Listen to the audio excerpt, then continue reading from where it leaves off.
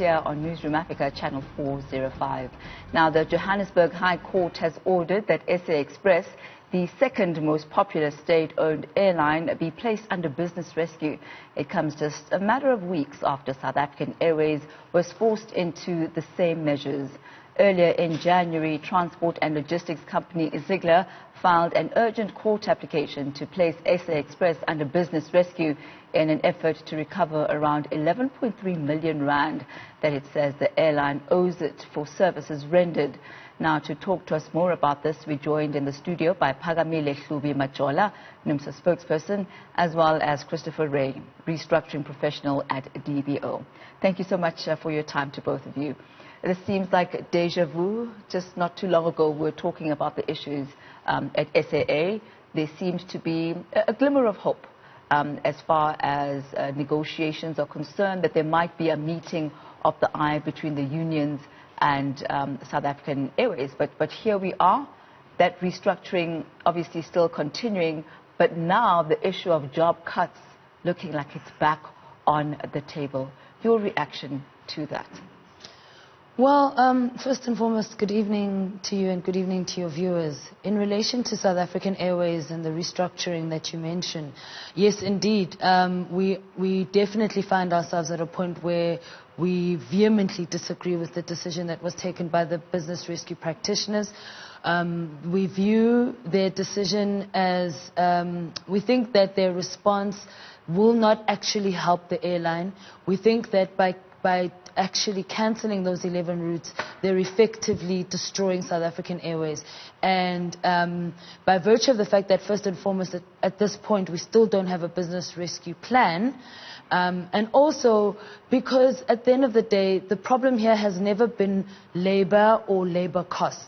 The problem at South African Airways has always been the very bloated and corrupt procurement spend.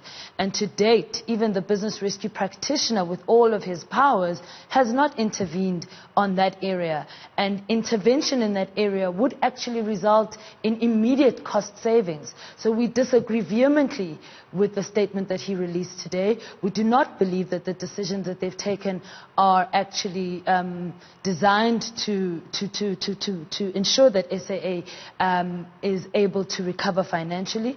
We believe that what's happening here is a hollowing out of South African Airways in favor of Mango. Now, Christopher, Phakamile and the unions believe and say that there is no business plan. Is it because there is no plan, or because the plan has not been disclosed to the unions?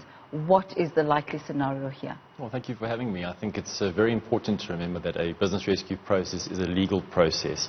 The Companies Act dictates the timelines for production of a business rescue plan, for example, and it also makes it very clear that unions, together with employees, are affected persons in this type of process.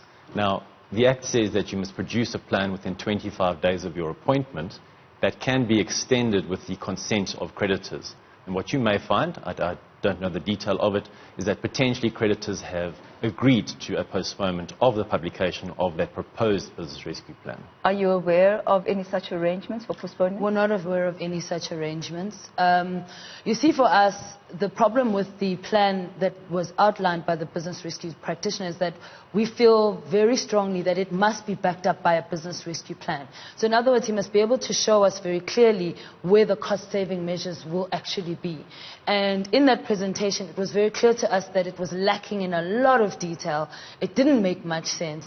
And when we were asking questions such as, can you just tell us, for example, how much you will save from cancelling these routes, he wasn't even able to answer that. And so for us, that was very revealing, particularly when he said that this was a plan of the South African Airways management. Now, for us, that is a fundamental problem. This is the same executive management which has brought us to this situation where SAA is collapsing. They have been corrupt. They've done nothing about corruption. They've done nothing about looting of the airline. They've done nothing to intervene in this bloated, corrupt procurement spend. And then they go and devise a plan, and the BRP simply takes it and imposes it on labor. And that is problematic for us as unions. Is the plan not a calculated reaction for immediate alleviation?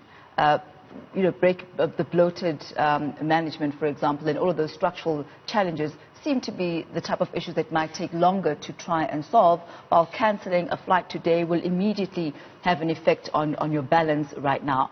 But I want to find out from you, Christopher, from the conversations that we've had with yourselves as well as other unions, the unions seem to have a strategy.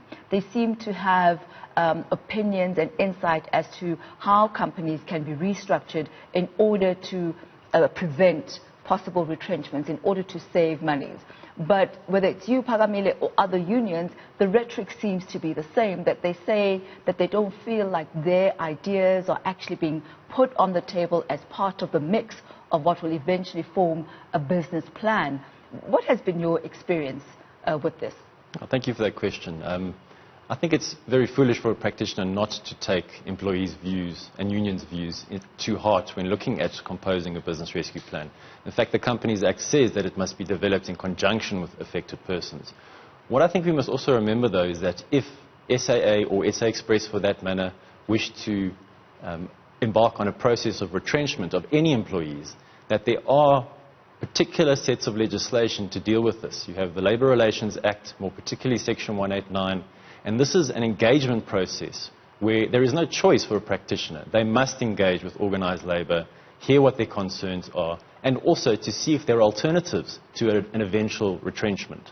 If it is forced on any particular individual, there's obviously recourse to the courts to deal with that. And I think that's very important to remember in the situation. And you, Phakamile, are actually saying that. You're saying that the Labour Relations Act has not been adhered to, even though you've had meetings. What has been unsatisfactory about those meetings? There's been no engagement. We were simply informed that this is what's going to happen. And even while we were embarking in this process and still in the process of discussing the details, they issued a statement to the media telling them that this was happening with timelines as if we'd agreed, and claiming that they'd engaged, and they had certainly not engaged Labour at all. So it was in complete violation of what Section 189A specifically stipulates about any labour restructuring that has to take place, and which is why we've instructed our attorneys to go to the Labour Court this week, actually from tomorrow, lodge an urgent application in order to block this process, because it was fundamentally flawed. They did not engage us at all.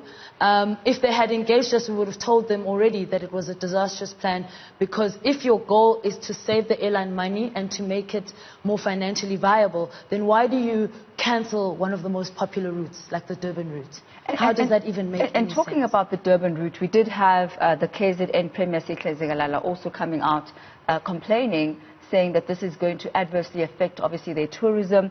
They'd had plans to bolster the economic hub, and tourism is a key part of that plan. And so they're going to want to take the issue of the cancellation of flights and discuss that. The President has also come out saying that. But I want to find out from you, Christopher, business rescue, from my understanding, traditionally is left in the domain of the business rescue practitioner, that there ought to be no interference, whether it's from the state or from any other party.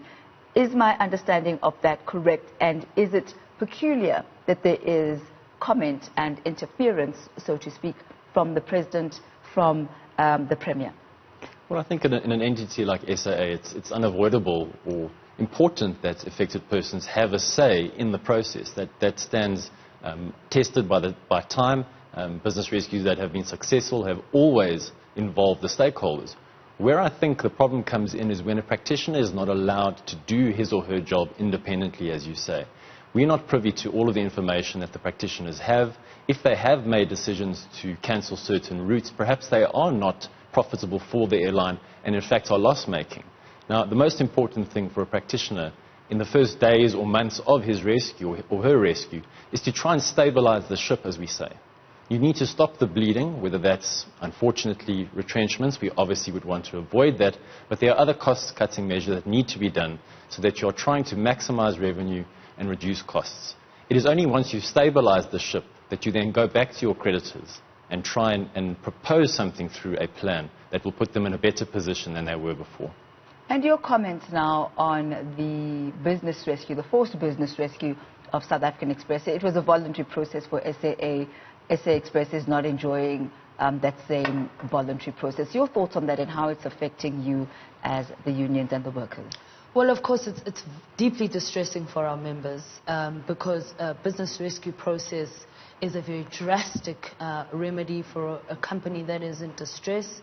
And it does automatically mean that a lot of jobs, there's a lot of uncertainty about job security.